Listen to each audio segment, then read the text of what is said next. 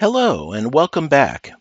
In this lecture, we're going to look at cursor effects and zooming. These are these two popular options here, zoom in and pan and cursor effects on the most common functions. Now, let's begin with cursor effects. We want to do it on this the track that we just, track one, the track that we just brought in. So we go to cursor effects, and what we can do is we can make the cursor more visible. Now, if I go ahead and move my playhead into here, here's the cursor. It's very dinky on the screen. What we can do, that I like to do, is these modifications to a cursor. I like to increase it to a size of 2. That makes it bigger. And then I like to go ahead and create rings as it clicks. Now this little sample area here will show you the effect of what you do. And in fact, you can come over here and I can right click and I can left click and see what they're going to do. And you can see the big cursor. Notice it here. It's now visible in our display. So when it comes to cursors, this is the setup that I like. I like to increase the size to 2 and make rings on left and right clicks. Now, the other thing that you can do is if you have recorded PowerPoint presentations or something where you don't want the cursor to show, go ahead and click Mouse Cursor Visible and make it off. Notice the cursor here in my display. When I click Mouse Cursor off, the cursor disappears and I won't see the cursor anymore in the video. So we have that option on PowerPoint slides. Now, the other thing that you can do is there are some things like highlight effect here where you can make the cursor yellow around it so that you can highlight where it is. I don't particularly like these. I find that they're a little aggressive, so I say none. So that's setting your cursor for a interactive session. The next thing that you do as you zoom along, as you move along through the track, is you look for opportunities to zoom. Now, for instance, as I move to the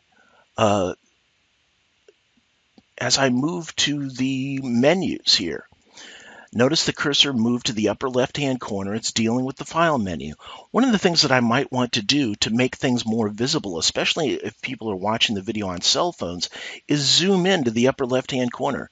So what you do is you come to where it's getting close to the corner, and you pick Zoom and Pan. Now notice here, we have the scale at the bottom, and it's at 80%.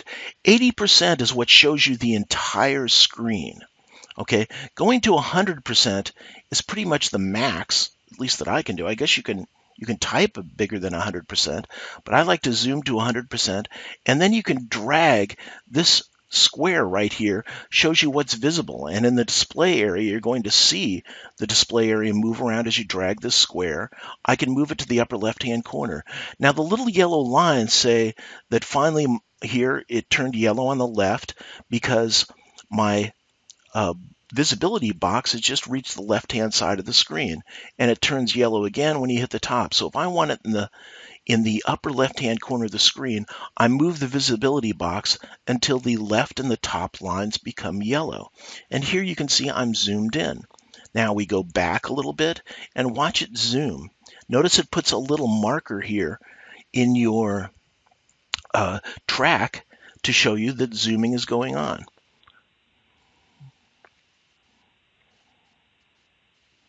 And there you go. You have a zoom effect to the upper left-hand corner. Now, what you typically have to do is you have to move along and see when the activity in the upper left-hand corner stops and the mouse moves down to start talking about maybe the timeline or something like that. And I would then zoom back out by dragging the scale back out to 80 and dragging this until all 4 lines are yellow.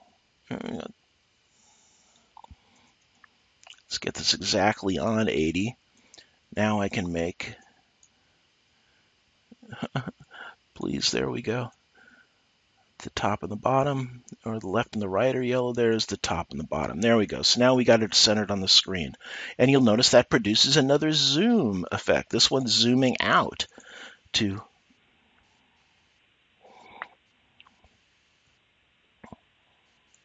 So this is very much what you do during an editing session, is you keep playing things and seeing how you can zoom in, how you can zoom out. So that is the cursor effects and the zoom and pan, both very effective tools. In the next lecture, we're going to talk about callouts.